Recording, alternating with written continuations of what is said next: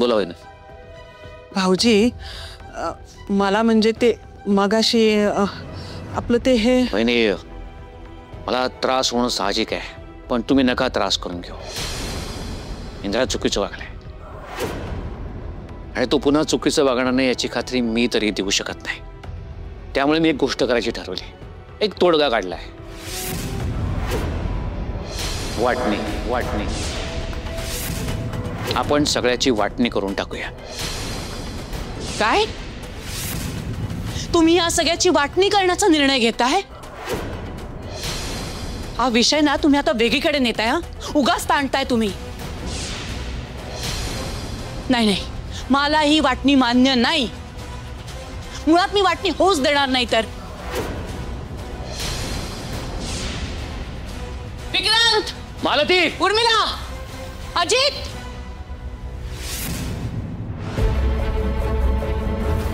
अजित, उर्मिला, विक्रांत, लवकर खाली या.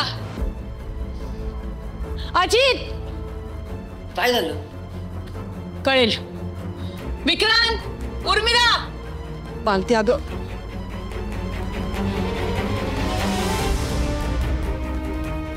मला तुम्ही तिघांनी एक गोष्ट अगदी खरेपणाने सांगा.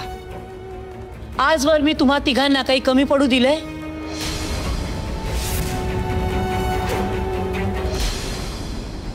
तुमच्यात आणि माझ्या इंद्रामध्ये कधी फरक केलाय? नाही काकी, कधीच नाही. पण तुम्ही असं का विचारताय? उर्मिला, तुला मी माझी सून म्हणून कधीच वागवलं नाही. नेहमी माझ्या मुलीसारखीच वागणूक देत आली आहे ना, हो ना? हो आई, मी तर तुम्हाला आईच म्हणते ना. मग मला सांग, स्वतःच्याच आईला कोणी घराचे हिस्से करायला सांगतं का?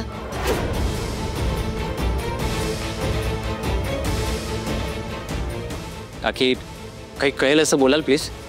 सांगते, मी तुम्हा सगळ्यांना इतका जीव लावते, अगदी माझ्या मुलांप्रमाणेच तुमचं सगळं करते. मग हा वाटणीचा विषय आला कुठून?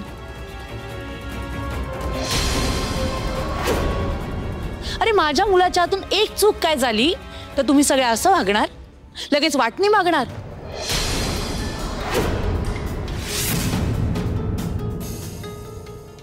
कोणी काढला हा विषय? मी तर एका शब्दाने बोललो नाही. हो ना आई, अहो माझ्या मनात तर हे असलं कधी पाप येणार पण नाही. वाटणी वगैरे म्हणजे. काकी हा विचार आमच्या मनात सुद्धा येणार नाही. आपण एकत्र कुटुंब पद्धतीमध्ये राहतो. तुम्ही प्लीज गैरसमज नका करून घेऊ. हो ना, मग समजावा तुमच्या आबांना. तुमच्यावर अन्याय होतोय की काय म्हणून ते वाटणी करायला निघालेत.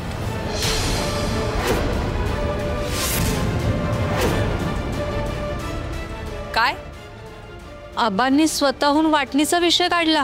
हो, स्वतःहून बोलले.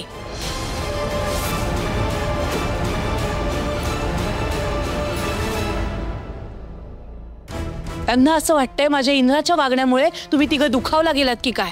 नाही आता तुम्हीच सांगा, तुम्हाला खरंच वाटणी हवे का? मुळात ना हा वाटणी शब्द या घरात ऐकायला येईल असं मला वाटलंच नव्हतं. इतका त्रास होता ना ते ऐकल्यापासनं.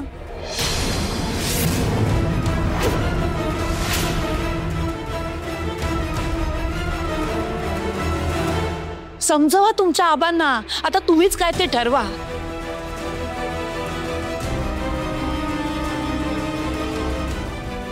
त्यांनी घर एक ठेवायचं, तेच तोडायची भाषा करतायत. इंद्राच्या एका चुकीमुळे इतका गोंधळ येईल असं वाटलं नव्हतं. काय झालं सर? वाईट वाटतंय का वाटण्यांचं ऐकून? खरं सांगा.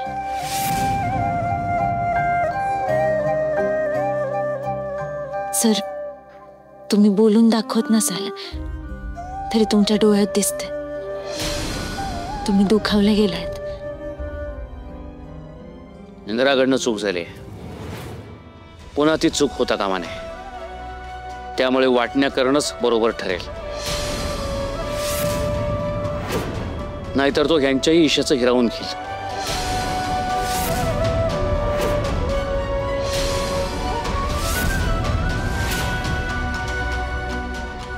आबा,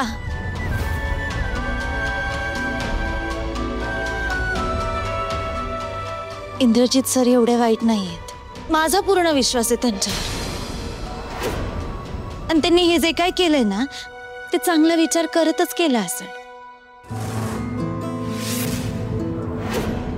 आबा, तुम्ही म्हणता तसं त्यांच्या मनात काहीच वाईट नाही.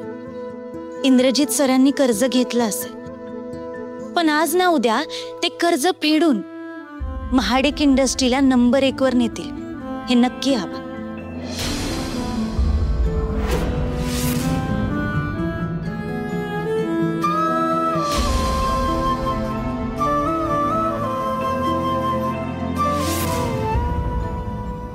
गडबडीत त्यांनी जमीन विकायचा निर्णय घेतला असेल, पण त्यांना त्यांची चूक लक्षात आली.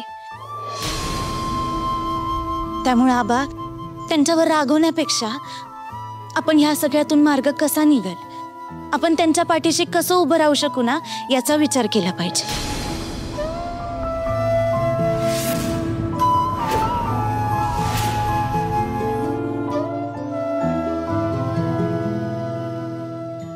मी तुमच्या सोबत आहे सर.